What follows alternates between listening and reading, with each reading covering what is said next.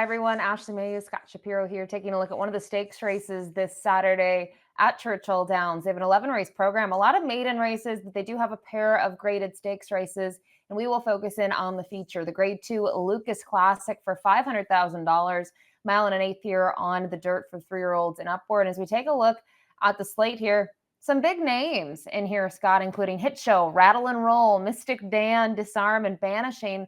No, it's just a field of 7, but there's a lot of quality in here. There sure is. Banishing probably coming in with the best form, but you've got the Dubai World Cup winner. You've got Rattle and Roll, who's won his share of big races at Churchill.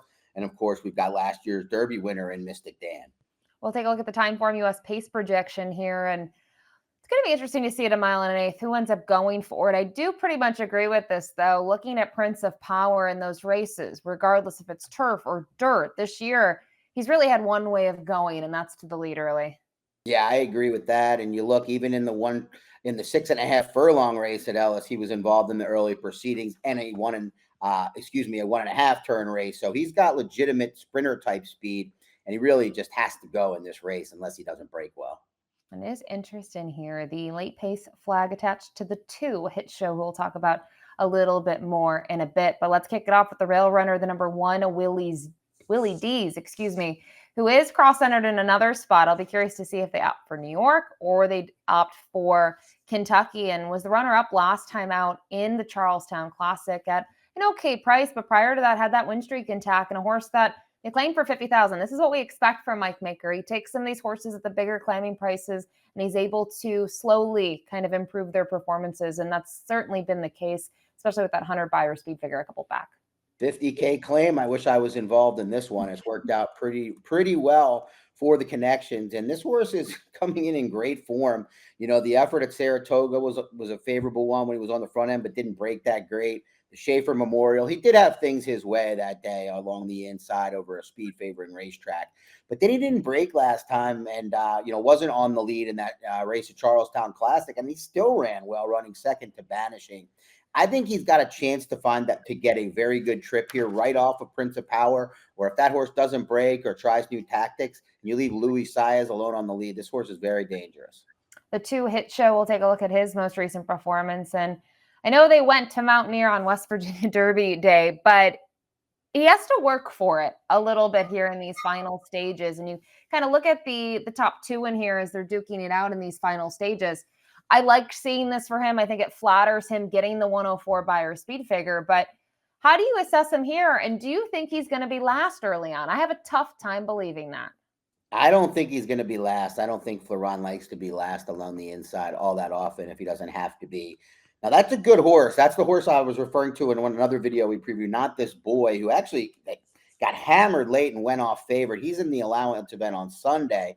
That might draw some other big horses. But Hit Show to me is honest as they come, but I don't know if he's going to get a big setup, and it's been off a little while. I don't know. I've never really been on this horse at the right time. Just that doesn't feel like I have the greatest of reads on him, but I prefer others. His resume kind of says that, right? He's 10 for 20 with just the 2 minor placings. So I will say it was nice to see him rebound. Obviously, the Stephen Foster didn't go his way off the effort at Dubai, and then to see him now in the winner's circle last out, that is a positive. The 3 Rattle and Roll, he's going to race for the first time since April. Another one that went to the Dubai World Cup at Mailloux, and just really never got going, and was a little disappointed. I think if you were on any of the social media platforms, he looked to be thriving out there. Obviously had a win in Saudi Arabia, and just really wasn't able to back that up in the Dubai World Cup. He's got a lot of class, and he likes this racetrack. They've given him time since 3 starts, as you mentioned, overseas. He hasn't raced in the States this year, which is very intriguing. He's working well. I can't quite recall if he's kind of the horse that fires these types of bullets, but running 3 furlong bullets for Rattle and Roll seems noteworthy, maybe. It'll be interesting to see. Julian Leperoux was listed aboard this one. Brian Hernandez was supposed to be on Mystik Dan. He's likely to just kind of go to the back, save ground, and see what he can do, and it might be a lot. The 4 Prince of Power you mentioned, probably going to be part of that early pace scenario in here. It was in that race at Kentucky Downs most recently. They took another shot on the turf, even though his other 2 turf races were lackluster, and I don't think he handled it. Now, you can go to his other races before that.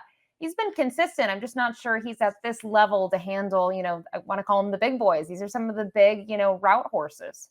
Yeah, this is a big ask, and particularly when you have Willy D's along the inside with Luis Saez. I just can't see a scenario where he lets him go, or maybe even some others. But Prince of Power, he's in this race. You would think to go to the lead, and he has run well over this oval in 3 of his 4 tries. Speaking about horses that have gotten along with the oval at Churchill, that would be the 5 Mystik Dan, obviously former Derby winner in 2024, but his most recent win came in the Blame, and they tried some different things with him. They went for the Stephen Foster. I think he ran okay, and then they tried the turf for the first time, and they didn't do it in an easy spot. They did it in the Arlington Million, and once again, I actually thought the performance was okay when you look at the horses that beat him, but like him getting back onto the main track at Churchill and wonder about the trip that he's going to get. I would like to probably see him mid-pack early on. I think so as well, and it'll be a new pilot, as I mentioned. But this is a horse that, as you said, thrives at Churchill Downs, the mile and an eighth and further. Obviously, not a question. I can forgive the Arlington Million. Like you said, it wasn't a poor effort, and he just couldn't kick with the other turf horses really in the final 16th. That shouldn't really be a surprise. He's a dirt horse, probably in the end here. So, if he's going to take more money like a lot of Derby horses do, I don't necessarily think he's a great bet, but I always like seeing the Derby winner run, and his last 2 races are not bad. I think one thing I will say is he's down. Stephen Foster was like the top tier. I think this is the next tier, and I think this is where he fits very well, like he did in the Blame. The 6 Disarm, obviously the Jockey Club Gold Cup, a very interestingly run race this year. Prior to that, he was 3rd in the Whitney, where I think he ran really well. He was a huge price in there, probably not expecting that performance. And he's just a horse that I think when you think of deep closers, he's the closer in here. He's the one that I think will be towards the back of the pack early on. And I don't know your thoughts, Scott. He's just always a tough horse for me to endorse on top at this level. I feel similar. I remember him coming up as a young horse, and I thought he had a big shot to be make a scene, if you will, on the Triple Crown Trail, and it just never really panned out for him. And he hasn't really improved. His numbers have gone up and down. You could kind of make cases for him a lot in the past, and he still really hasn't won. He's got the one allowance win at Oaklawn dating back to last May. So he's not probably going to be one of the bigger prices on the board. Maybe IRAD will take money, but I'm with you. The number 7, Banishing, is going to complete the field. We'll take a look at this most recent performance in the Charlestown Classic, which we talked about. Willy D's end up being the runner-up here, but Banishing had to stretch out from 6.5 furlongs, beating the very speedy Booth, and comes here, goes into the Classic, has to get a very different configuration as well, knowing that Charlestown is a smaller configuration, and he's able to romp. Now, they talked about putting him to New York after this off the short rest, and they opted not to do that. And they've given him more time to regroup, which I don't know how to take that as a positive or a negative. And then you factor in his Churchill record. I don't know how to read him here. Well, this is like a year off for this horse. He runs every week, it seems like. I mean, not really, but he runs a lot. So he's going to come in fresh. Maybe he likes to run more often. That Churchill record is interesting, but it's pretty hard for me to worry about the 1 for 8. The Churchill Downs was a tremendous effort. He didn't win that. You look at some of the trips he's gotten. I don't think it's not like he runs better here than he does at other places, but I don't think he hates it here. I think he's the one to beat. He's just so honest. And like I said, I like that he's coming in off a 2-year layoff to him. Yeah, and he's, faced some really good horses go down the page. You mentioned the runner-up in the Grade 1 at Churchill behind Mindframe, where he dead heated with Nisos, and even before that, First Mission, Skippy Longstocking. He's always just, faced good horses throughout, and he seems to be getting better. And look at his record this year, by far his best year with purse earnings of over 1.5 million already in 2025. So that's going to round out the field of 7 for the Grade 2 Lukas Classic. We'll take a look at our top picks in here, and okay, you said it. You like the layoff. You like that he's had not really a layoff. He's had a month off, which for him recently has been a little bit more common, but you'll go with Banishing, trying to make it now 3 in a row.